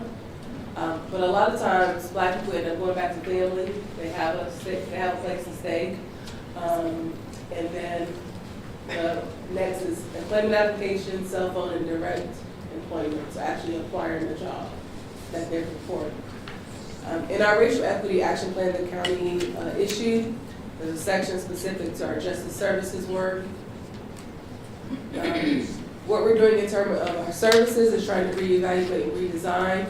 We want to partner with community-based organizations. We actually are talking about how do we create diversion programs that are culturally aligned, doing community outreach and engagement, and then creating just alternative pathways. Like, if people have to go through these programs, what other alternatives can be done? Then we're talking about our next information is addressing victimization in Asheville. And that again is people that have been recipients of a crime, right? Not recipients is the right word, but victims of a crime. So the previous information was about those who have been charged with our justice involved. The first slide is our Family Justice Center data. There's about 51% white people that have been using the FJC for services, compared to 14% of African American. There's a lot of work to be done in the FJC space. And so we're working to continuously refine how we do IPV, sexual assault, child abuse, and elder abuse in our community. And if you guys have any ideas, it'd be great for recommendations to come through on this way as well. So we're looking at data. This study was done by Asheville Police Department in partnership with the American Prosecutors Association. They did a conference here. And we looked at data over the past 10 years. They've been an increase in crime, 400 to 600. We know our population's increasing as well. But the percentage of black residents has dropped from 13 to 11. However, 1/3 of all violent victims are black, and that number increased from 148 in 2010 to 236. And as you can see, you guys are doing a lot of work in urban renewal. If you see the red spot, I bet you if you overlay that with the urban renewal maps, you will kind of see the same. And then they pointed out where they're seeing these crimes at. When it looked at from a 4-year period, 33% of all violent crime victims are black, despite comprising of 11% of the population. And this is for Asheville City. I mentioned 5%, that's Buffalo County's census demographic makeup. So this 11% is specific to those in Asheville. So that 5% gets shrunk down. 28 of those 45 homicides were black, and over the past 5 years, the gun violence has increased, and 38% of all victims of violent crime were victimized in public housing. So similar, we're having these discussions with housing, IFA, criminal justice, recognizing where people are being harmed. We are doing work in that space as well. We've received a lot of grant money, workforce development, but even looking at improving the built environment, community healing initiatives, looking at other communities and what they've done, coalition building, and then offering mental health support for those that have been impacted, but also ensuring we're interrupting vicarious trauma, so the people that are actually working in the community are also getting the support they need. And then looking at the jail population, we have a lot of data. I kind of mentioned the relative rate index, but that's initially just comparing population groups. It's difficult to get some of this data. Either we just don't have it, it's state data from the state database, and they're not tracking it in a meaningful way. I'll give you one example. We asked how many, to understand better how many people are not coming to court. There's really no way to track how many times people miss court because the data overrides itself. So you only get the most recent court date. So there's no historical data tracking to understand that. And that's just the way they built the system. When the IT people were like, oh, let's do this, and not understanding what the data needs are. Hopefully they're trying to get computerized, to have a better sense of historical data. So the blue is just kind of what we started out with looking at from a decision point analysis. This is where we kind of see disparities. We talked about demographics. You compare the county demographics to the detention facility demographics. It's a big disparity. So just for some context, we looked at the population based on how many people are coming into the jail and how long they're staying. And that gives you a sense of your average population. This, it kind of explains it. So the average daily population, there's a 19% difference. The average number of bookings, 14% difference. Of course, red means black, or the difference is black people experiencing it compared to white people. And black people are staying on average 6.2 days longer in the detention facility. These are other decision points I would suggest you take a look at. But the first one is charge and initial bail. how many people are being released on what type. So one is, are they able to post bond? Not even post it. Do they have to post a bond, a financial bond, that means money associated with it, or non-financial bonds? So if you look at the breakdown, white people are more likely to not have to post a financial bond. They don't have to put any money up. The time served, so how long someone was either stayed in custody because they served their time, or they were sent to DLC, which is the prison, and then the likelihood of cases getting dismissed. What we would want to see is the same data point for those that are in custody to compare. If you look at the blue, that's pre-trial supervision, and then the different type of releases. For example, with probation violations, you look at the difference. If somebody's in custody on a new charge and has a probation violation, there are black people more likely to stay in custody longer. There are a lot of different factors. You have conversations about why this occurs. And with those, there's a lot of storytelling, but the data doesn't kind of lie, right? So things that we were trying to focus on, what I just highlighted, and specifically for higher level felonies, black women in custody on average 14 days longer to 2 weeks longer than white people. We do have a dashboard available. I think you can click the link back up to really look through the relative rate index and understanding how people are being impacted. We are trying to do work, and there's so much that our department has control over, but we're trying to do things like ensure people they get their driver's license back, they can legally drive. If you fail to show up for court, you are at risk for losing your driver's license or traffic offense. And then trying to encourage people to show up for court or call their attorney or make arrangements so they're not getting orders for arrest. We are seeing enrollment in our court reminder system at about the same rate. So everyone who's been offered to sign up are signing up at the same rate. And I believe that's all I have. So, any questions? Are you okay on time? Oh, you're doing good on time. Thank you. Let me see. 5 minutes. You still have 5 minutes, so we have 5 minutes for questions, and we don't have any public comment. Miss Tiffany, do you have a working cell that we can use? Yeah, I do. I'm waiting. All righty. Bernardo? It's 828. Yes. 230. Yes. 7054. Thank you. I guess I gotta keep it on now, don't I? We're gonna use it.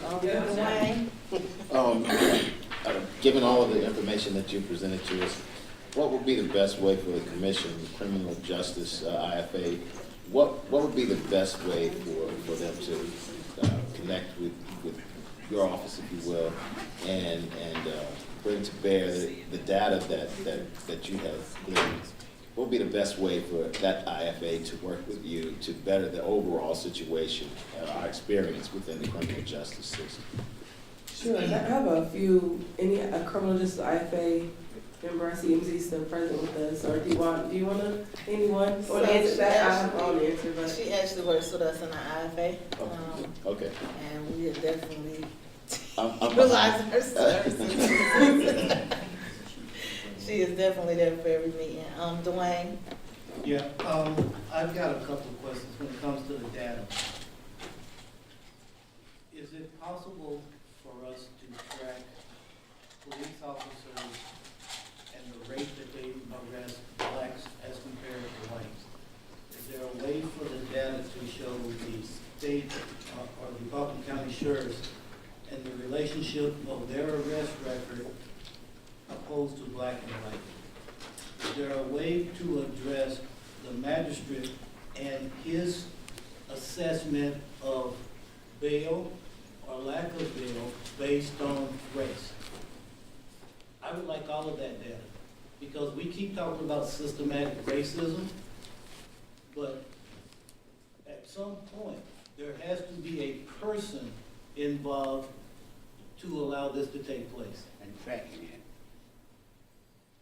so both track arrest data. APD publishes it in a disaggregated way, available, I think, think one meeting we did look at it, and I think it's how to make it more meaningful. It was just data on a spreadsheet of like who's arrested where, by who, but I think how do we make it statistically significant? I think just working in the space for I hear your question too. Really the system is designed to continue to do, no one has to do anything but what their job is, and that's why we see the outcomes that we see. There's a lot of statutory power and authority and statutory requirements that it doesn't matter who's in what position, you're gonna see disparities. So that's why it's important to look at the policies. I think we talked about it, to figure out, not even figure out, but to change, right, the way we process cases, but also the impact of poverty, how we did urban renewal, and those issues that create systems that we're living in. I don't know if I answered your question, but that's from my view, just having interactions, that's what I'm saying. Can I say one thing? I know that the IFA facilitator has submitted that data request recently. I saw that come through, so that is something that we are requesting for our data team to look further into. I just wanted to put that out there too. We have it, we just need to do something with the data to make it more meaningful. I think we combed through it, we saw people who's getting arrested, but we have no way, maybe that's the data analyst that can help us contextualize the data.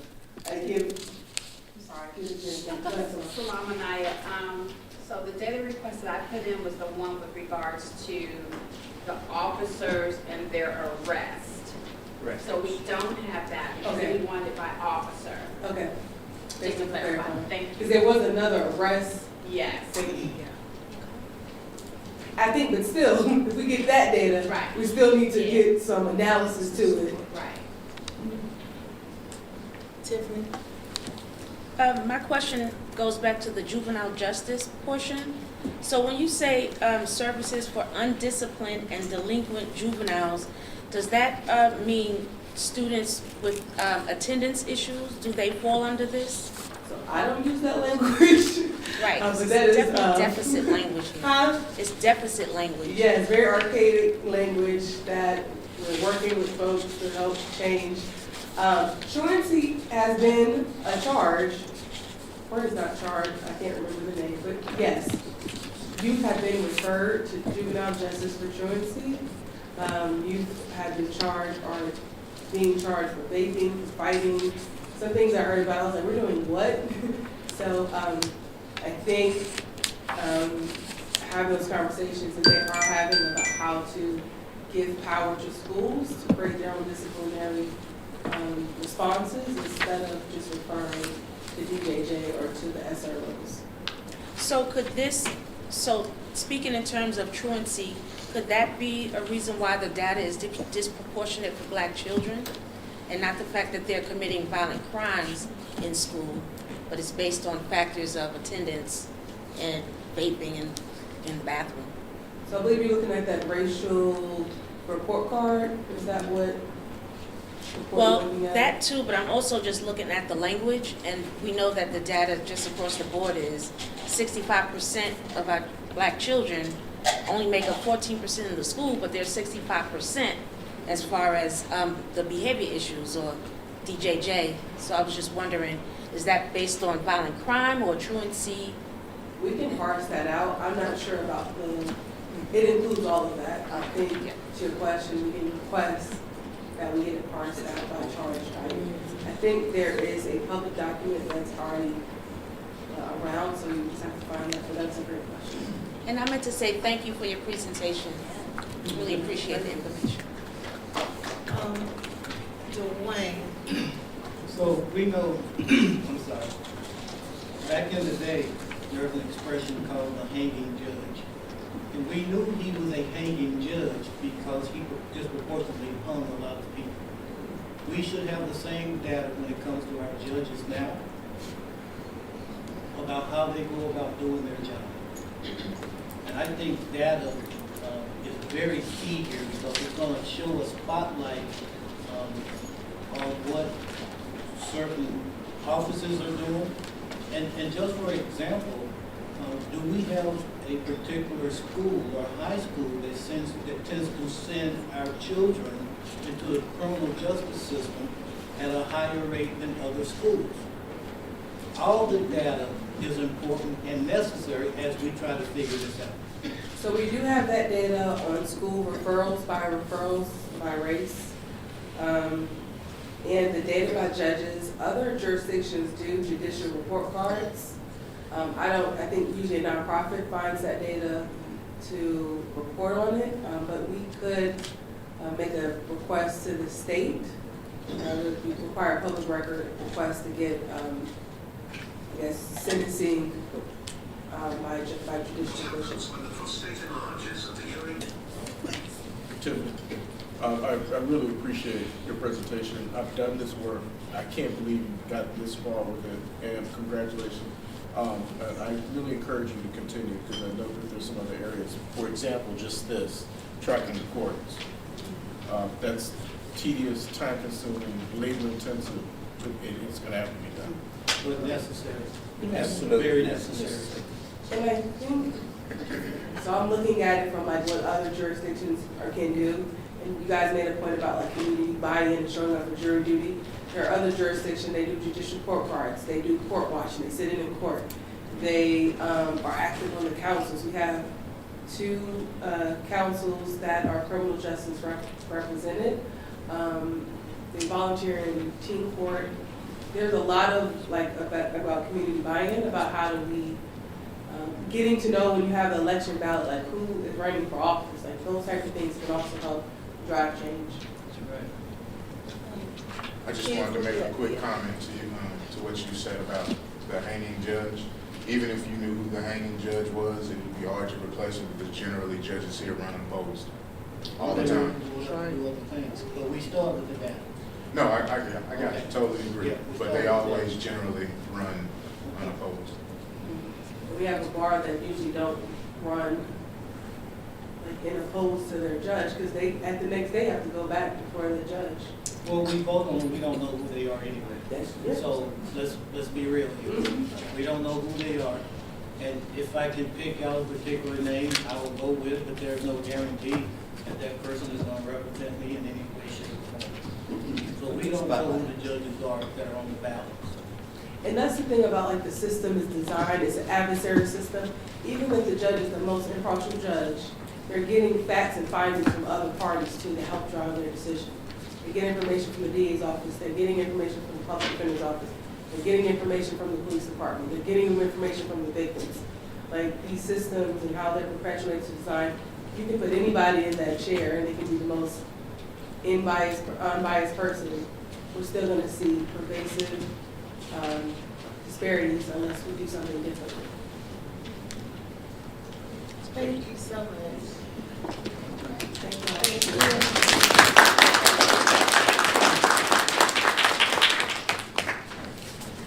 We've been having questions and answers throughout the evening following each of the IFA reports. So the roundtable check-in with commission members. If there are other things that need to be addressed, now is the time to bring it up. And I'd appreciate any comments you might have, even though we're short on time. We don't have any public comments, so our time until the adjournment is yours. Dr. Macon? Peter? So we discussed a lot about collaboration between the IFAs. So I think it's important if we can put on either our agenda or y'all discussing about a retreat that we can spend the majority of our time doing that, so that we can kind of cross-collateralize our ideas and put them together. I think that would be time most valued and used for future new business meetings.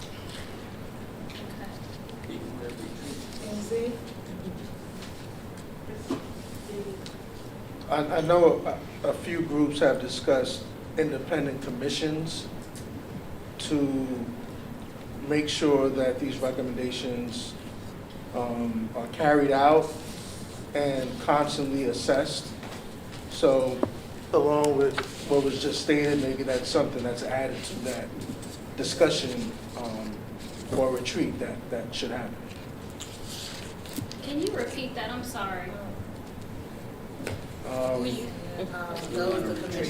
Independent commission to ensure that these impact focus areas are being carried out and being assessed constantly and improved upon constantly. Got it. And I do want to just comment because the retreat is something that the project management team is working on, in addition to other community engagement. So that is something that we want to do as just for the commission, to talk amongst themselves and to work across IFAs and to collaborate. And that's really all I could say now because it's still a very high level in terms of planning, but that is something that we're working on and we're putting resources towards. Eric? One last thing. We're going around. This is the round table real quick. So Eric? Tiffany? I just wanted to bring to the Reparations Commission attention of an event that's coming up. It's a national conference in Atlanta. It's a 3-day national conference hosted by the Decolonizing Wealth Project. And it's pretty much for everyone who's a part of either reparations conversation or sitting on a commission. And I wanted to see if, by sharing this information to our commission, if anyone here would like to go. Because there's a cohort from Asheville already going, and Rob Thomas from RJC is going to also be on the panel, along with Nicole Hannah-Jones, Ta-Nehisi Coates, and others. So I think it would just be a great way for Asheville representatives to kind of be out there and be seen and be on the map in regards to reparations. What's the date? It's June 7th to the 9th.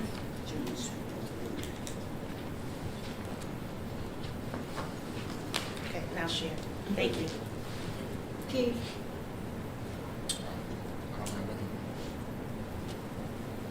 Dwayne?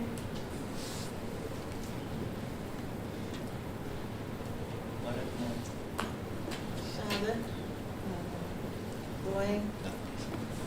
Cece? I think the information that we received tonight was very informative, and I have some questions that I'm going to turn in from the presentations of the IFAs as well as from what Tiffany had given to us. And so we've got some things to do, and the retreat is an excellent idea. What's the what? Reparations retreat. That's all. We need one. Pass myself. Did you pass? Oh, no, I didn't pass. Y'all pass? Do you have anything to say? For me? Right, I'm a little puzzled here. How did I get left out? Anyhow. Thank you, you have something to say. I do have something to say. I must say that I felt rather scattered. There was so much information coming, and it looked like information wasn't being adhered to. I must say that I'm better, thanks to staff that talked me through some issues, and I'm glad to see things happening, especially around, at least we introduced the word legacy communities and the fact that it's being heard. There are many communities that I wonder if they exist. I had concerns that we were talking about hurts, but we hadn't told the story.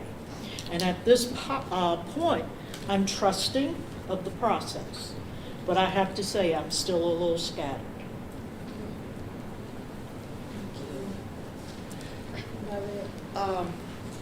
I would just like to say that the information that was very good, all from the IFAs, but I would say on behalf of housing, and we would like to see the chair and the vice chair to come to some of our meetings that we have on housing, because we think that what we're doing is very important.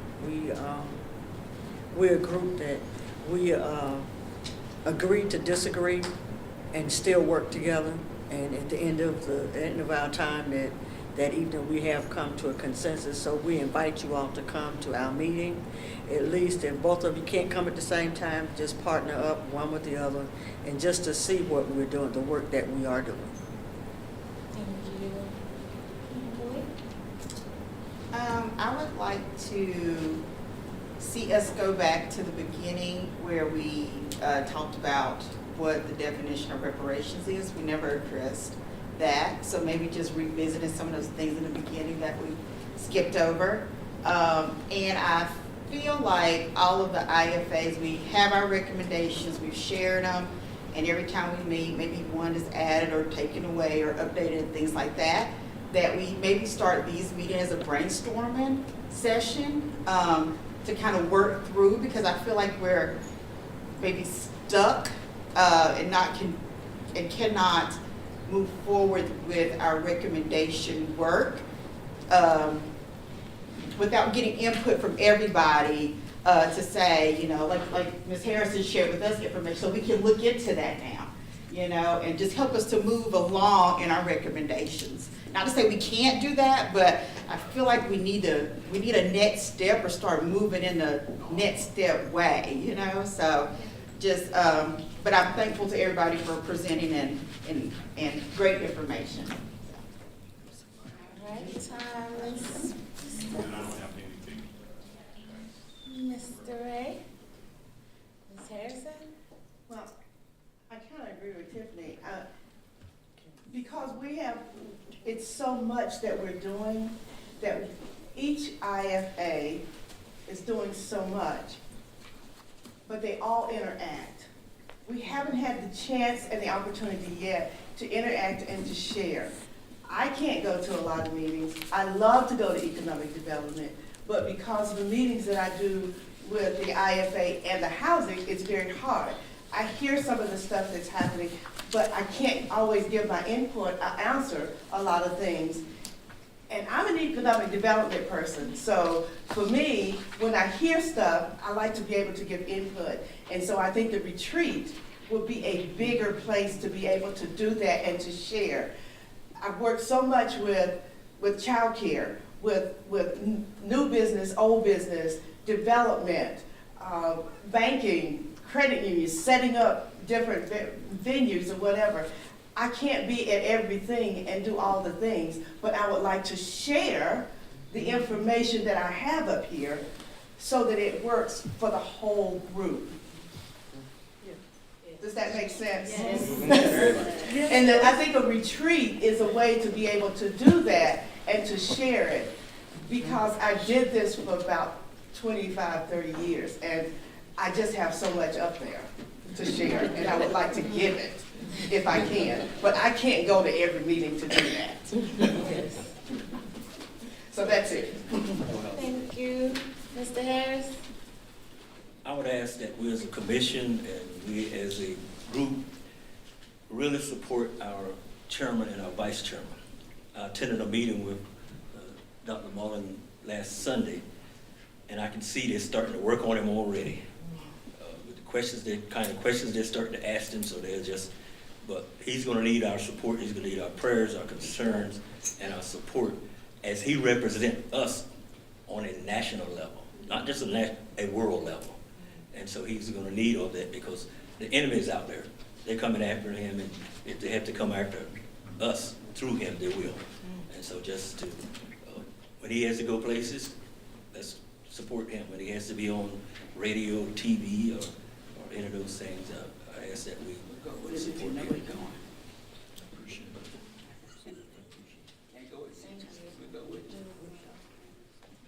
Mr. Gordon?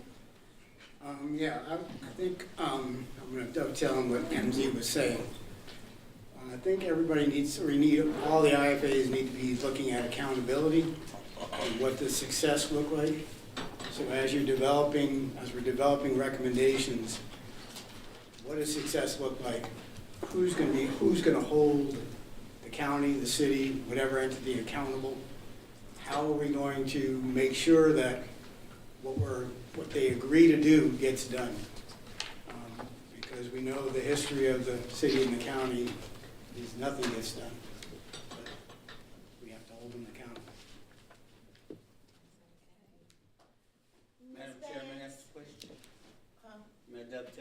something you said? Can I get Go, go, go, go, go, go, go, go, go, go. Ms. Vance, how you doing? I'm fine.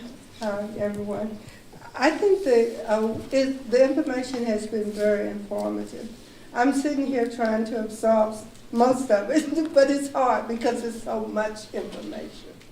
But I know that we will come to the right conclusion and we will have the right answers, you know, that we need. And I'm just grateful to be part of it. Bernard Oliphant. I'd like to dovetail on something Mr. Richardson brought up earlier, and that we as a body really need to dig into identifying ways that we can generate resources to make what we want to happen. We cannot do it with the resources that would probably be provided to us or already been identified. We need additional self-generated resources and a management structure to make sure those resources are properly implemented to do what we want. Keith? I did have something to say. I didn't have it until after I listened to everybody. I would just ask everybody to maybe start transitioning the way you think about this Reparations Commission in the way of, like, we got this goal of, like, in 2 years this is gonna be done. And I would say, no, like, when are you actually done with public safety? When are you done with making sure the water system works? When are you done with education? When are you done with any sort of service for local government? And you're not. So I think maybe we should start also thinking about this isn't something that's actually a done, and how do we incorporate that into our recommendations? Good deal. That's good. Good deal. Thank you. Appreciate you. We're at the point of adjournment. Entertain a motion. So moved. Is there a second? Second. All those opposed?